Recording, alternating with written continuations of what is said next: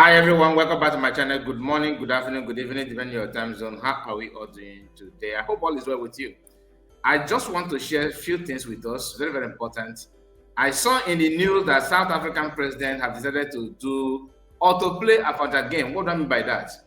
There's a plane that landed in South Africa that carried almost 150 something Palestinians in South Africa, and president don't even know, the country don't even know what happened. And the president of South Africa have declared that he's going to accept them, Palestinians. I don't have any issue with them, all right, personal issue, but I hope it's not what I'm thinking. That's why I said that he's trying to play, or he's already playing Afonja game. We are going to go into that in detail. Just bear with us while we move forward to this, because a lot is going on. Now, the news, according to the headline from this our brother called Somto said they did not see other Muslim country let it react as a charter flight carrying 153 Palestinians landed in South Africa. Mysteriously landed in Johannesburg, South Africa. Now, let's go through the video itself, all right? So that you understand what happened here. This lady decided to react on that, which of course, I know many of you maybe have seen that or not, but pay attention so that you understand what the whole thing is all about. This is something people need to consider. Before you do something, ask question. Now, hear this. South African president said that 160 Palestinians were mysteriously put on a plane. He used the word mysteriously. Okay. And they were on a plane. They did not know where the plane was going. That plane passed Egypt. It passed Iraq. Okay. It passed Iraq. It passed Tunisia. It passed Algeria. It passed Morocco. It passed Libya. It passed Sudan. It passed Tanzania. It passed Afghanistan. It passed Pakistan. It passed all these Muslim countries and then mysteriously landed in South Africa. Okay. And even though they did not have their papers, they do not have any document, he's going to accept them. Father Christmas in South Africa. Now, it's not about Father Christmas. The truth here is this. This man you are seeing here, this South African president, has been one of the president or leader in this world that are calling for persecution of Israel. That Palestinians are going through a law listing, that Israel are doing this, are doing that, they should leave Palestinians alone. This man, I don't know the history of what is going on in the Palestinian and within Palestine and Israel, but what I'm trying to say is I'm not here to tell you that this person is at fault or this person is not at fault. What I'm trying to let you know is that in as much as you are promoting this kind of thing, you are trying to make it look like Israel is at fault. You want to show love. You want to be more Muslim than any other Muslim country. As you are doing that, of course, people are going to see you as pro-Palestinian. Like, you know what I mean by that? You are in love with Palestinians.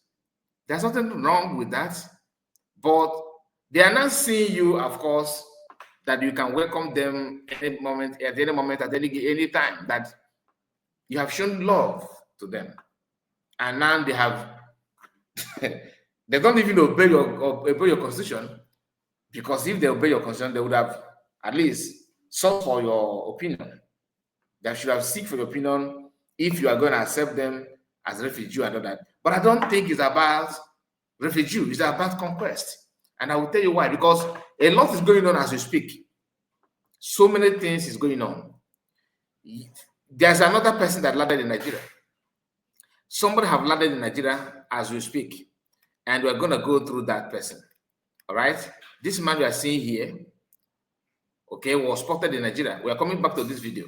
Let's go to him, when, his image, when he was, this is the man here, when he landed in Nigeria.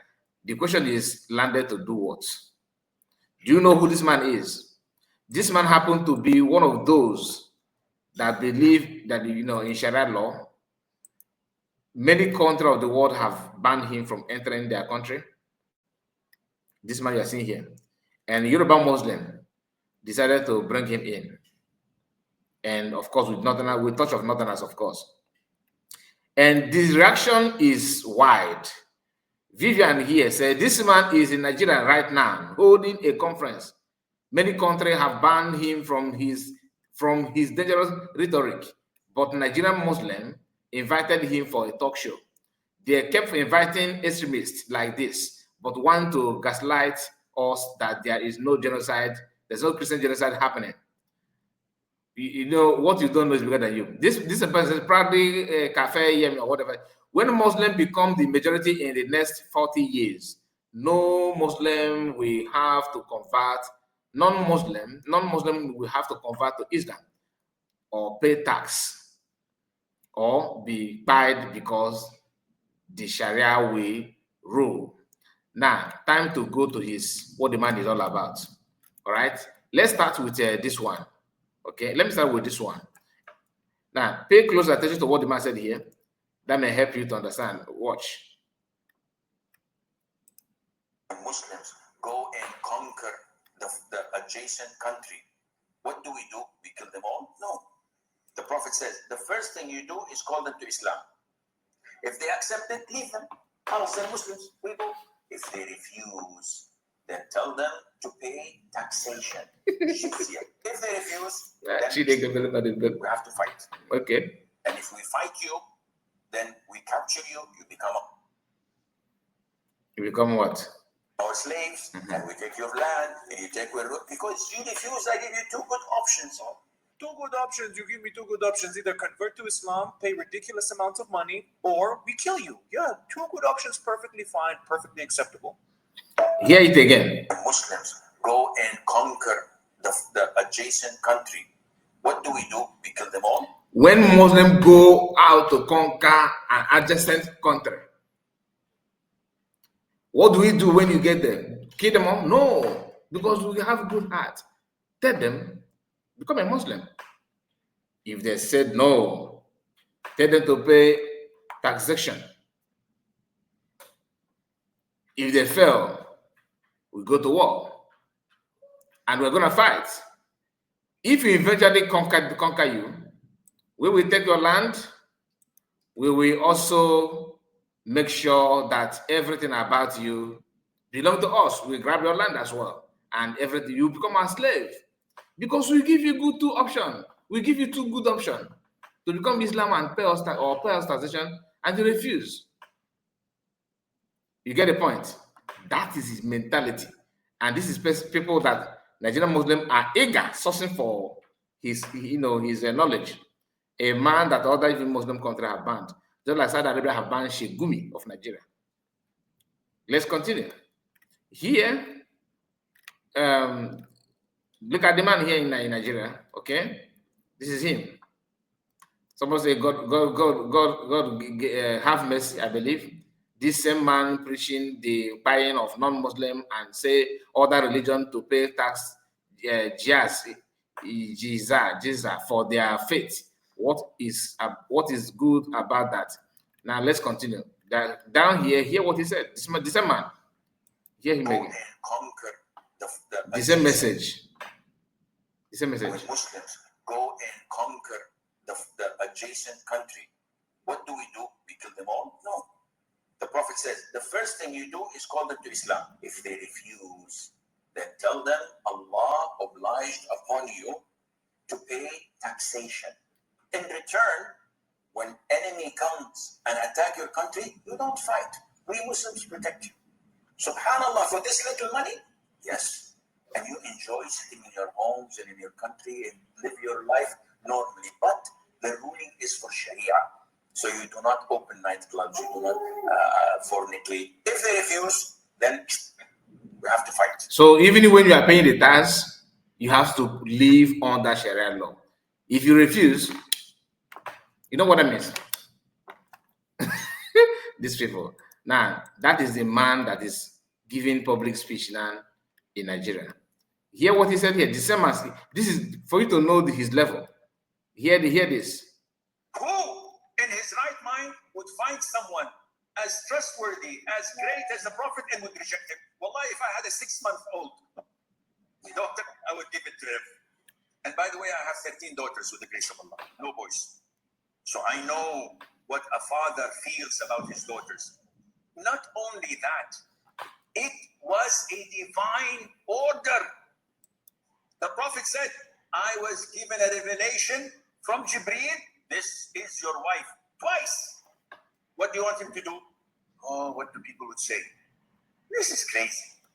Who in his right mind would find someone as trustworthy, as great as the Prophet and would reject him? Wallahi, if I had a 6-month-old daughter, I would give it to him. Okay.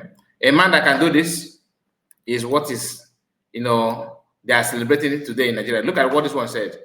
To anyone who is upset by Sheikh Azim arrival to lecture Nigerian Muslims, you can go and hug a transformer. If your bigotry is driving you insane, we have psychiatric facilities ready to accommodate your madness. You will no longer dominate this space with your lies.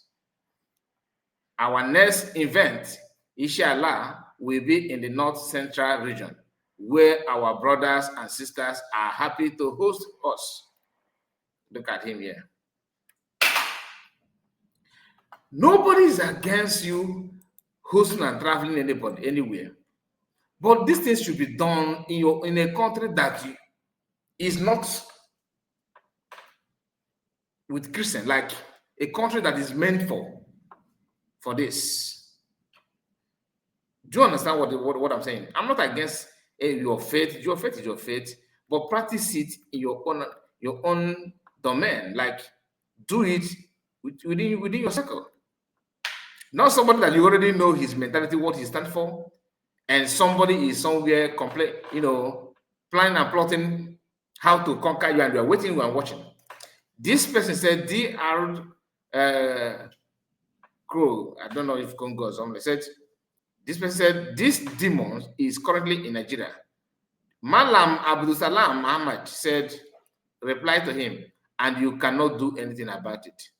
That is terror mentality. Do you understand it? This is a lot of people are talking about this on the internet today. For your attention on the complicity of Nigerian government in terrorism, whipping out Christians in Nigeria. This man here is a terror apologist. Terror apologists allowed into Nigerian to spread terrorist hate message and all that, which is true. You read what the man is done for. The adjacent country, when Muslims go and conquer the adjacent country, what do? We kill them all? No. The Prophet says, the first thing you do is call them to Islam. If they refuse, then tell them Allah obliged upon you to pay taxation. In return, when enemy comes and attack your country, you don't fight. We Muslims protect you. SubhanAllah, for this little money? Yes. And you enjoy sitting in your homes and in your country and live your life normally. But the ruling is for Sharia. So you do not open nightclubs, you do not fornicate. If they refuse, then we have to fight. And if we fight you, then we capture you, you become our slaves, and we take your land. And you take because you refuse, I give you two good options in the coming 40, 50 years when the Muslims become strong, as they're supposed to be. Why I play this back is for you to know the target 40, 50 years from now. 40, 50 years from now. That's when these things will be very, very common. Like, according to his time frame, it could be 10 years or even less, 5 years to come, depending on how stupid Christians choose to act. Now, I'm happy that Pope have actually, realized one of the things that I don't want to say mistake, like realize that there's genocide going on in Nigeria. And today there's a comment from Pope, about the genocide going on in Nigeria, which we are going to talk about it now. Here is the message from Pope, and according to here, he said Pope Leo, okay, described the persecution of Christians in Nigeria and other countries as he led the Agnews disinformation this afternoon, highlighting the growing challenges Christians face worldwide. So listen. Altri paesi, anche oggi in diverse parti del mondo i cristiani subiscono discriminazioni e persecuzioni. Penso in particolare a Bangladesh, Nigeria, Mozambico, Sudan e altri paesi, dai quali giungono spesso notizie di attacchi a comunità e luoghi di culto. So he read this out, and just to validate that the fact that Christians are going through that genocide going on in Nigeria as we speak. Hopefully, because of the comments from Trump. Because last time I checked, I was told that even Bishop Kuka was also in Rome to deceive Christians or Pope and cardinals. That there's nothing like that going on. Allegedly, I don't have that. I did not verify that. So that was what people said, but. Thankfully, that Pope have actually made it clear to the whole world now that he concurred to what everybody already know. Please make sure you like the video and let me know what you think about it. Maybe you're gonna touch like we may talk about this later, but for now, I don't want the video to be too long. Please like the video and let me know what you think. Have you seen this update about this man in Nigeria? Yes or no? Remember, a few months ago, the leader of Hamas was also spotted in Nigeria. These are things that people need to ask one question. And for Yorubas that are piloting this kind of thing, I just hope that I just pray that you because I can see legs. If you know, this thing is not gonna be funny. Please let me know what you think about it. God bless you. Good morning to you. Bye.